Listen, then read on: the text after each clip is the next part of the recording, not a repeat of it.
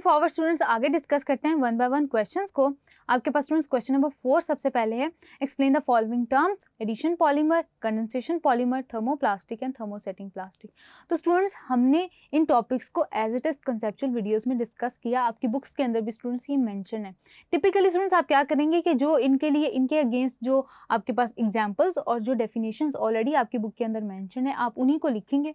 उसके अलावा स्टूडेंट्स आप कंसेप्चुअल वीडियो से रेफर करेंगे ताकि आपको पता चले कि आपने डिफाइन कैसे करने। और अगर स्टूडेंट्स आपको ये क्वेश्चन टिपिकली थर्मोप्लास्टिक और थर्मोसेटिंग के दरमियान या एडिशन और कंडेंसेशन पॉलीमर के दरमियान अगर आपको डिफरेंशिएशन में आ जाता है तो आपने उसको कैसे अटेम्प्ट करना है उसको भी स्टूडेंट्स आप उससे रेफर कर सकते हैं।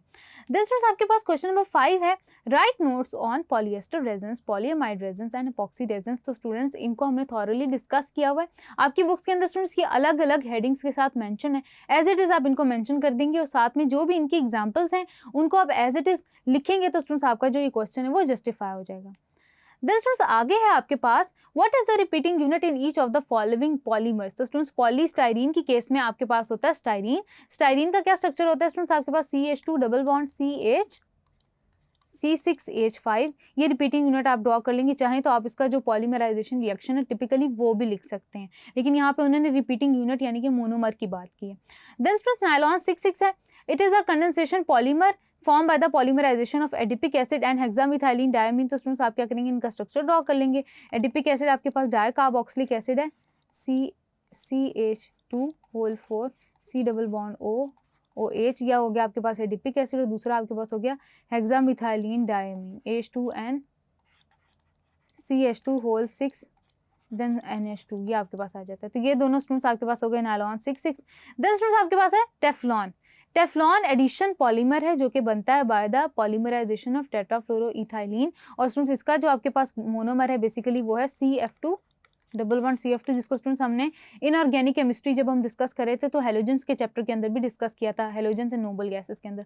और लॉन स्टूडेंट्स आपके पास एक्राइलोनाइट्राइल की पॉलीमराइजेशन के थ्रू सिंथेटिक फाइबर जनरेट होता है। आपने एक्राइलोनाइट्राइल का जो फॉर्मूला है वो लिख देना है, CH2 double bond CH bond CN, यानी कि साइनाइड ग्रुप अटैच्ड होता है। देन स्टूडेंट्स आपके पास मूविंग फॉरवर्ड क्वेश्चन नंबर 7 है, what are carbohydrates and how they are classified. आपने क्या करना है, कार्बोहाइड्रेट्स को डिफाइन करना है, उनकी जो केमिकल डेफिनेशन थी polyhydroxy compounds of aldehydes and ketones. उसके अलावा स्टूडेंट्स आप उनकी तमाम क्लासिफिकेशन जो है उसको डिस्कस कर रहे होंगे कि मोनोसैकेराइड है, डायसैकेराइड है, पॉलीसैकेराइड है। उसके अलावा स्टूडेंट्स अगर आपको ये लॉन्ग आंसर में आता है तो आपको तीनों को बारी बारी डिस्कस करना होगा along with their linkages, along with their structures, तो आपका ये क्वेश्चन जस्टिफाई हो जाएगा। देन स्टूडेंट्स आपके पास है point out one difference between the compounds. तो स्टूडेंट्स आपको अच्छी तरह से पता है कि आपके पास ग्लूकोज और फ्रुक्टोज के दरमियान क्या डिफरेंस है।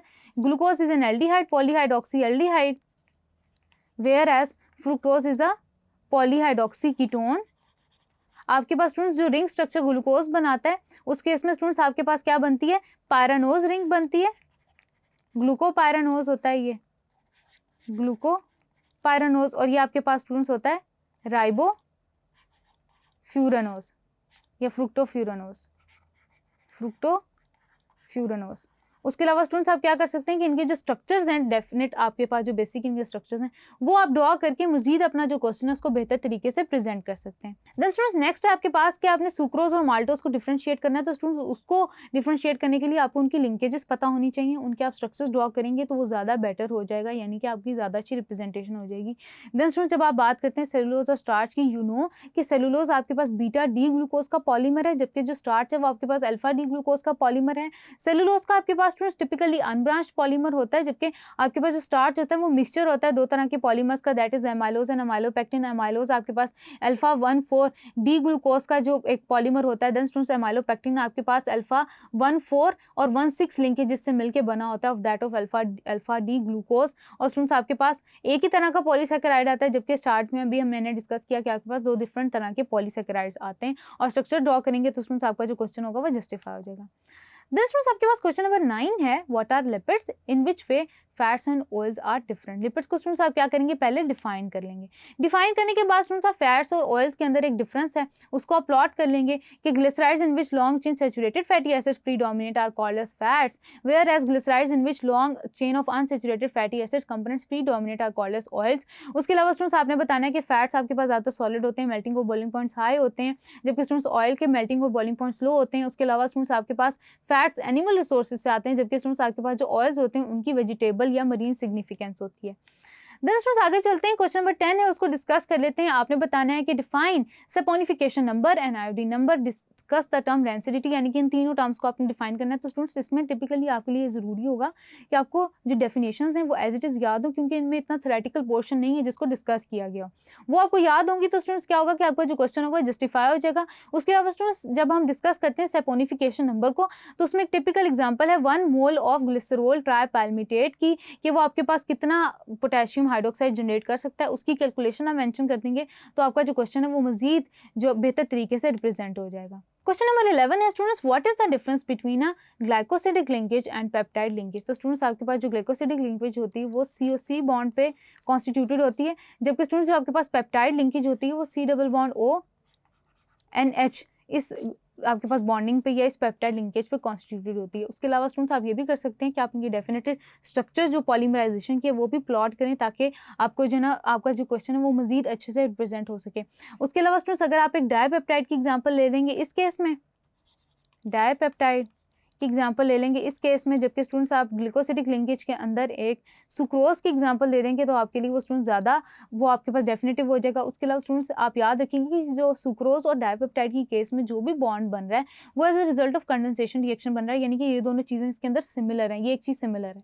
उसके अलावा स्टूडेंट्स आपके पास जो कंडेंसेशन रिएक्शन बन रहा है after the removal of water molecule बन रहा है, तो आपके पास ये दोनों जो तरह के बॉन्ड है ये सिमिलर है, लेकिन स्टूडेंट्स क्योंकि आपके पास जिन सब्स्टिट्यूएंट से आप डील कर रहे हैं वो डिफरेंट है, दैट इज वाई स्टूडेंट्स इनकी जो नेचर है वो थोड़ी सी डिफरेंट हो जाती है। आगे चलते हैं स्टूडेंट्स, डिस्कस करते हैं what is the chemical nature of enzymes, discuss the classification of enzymes.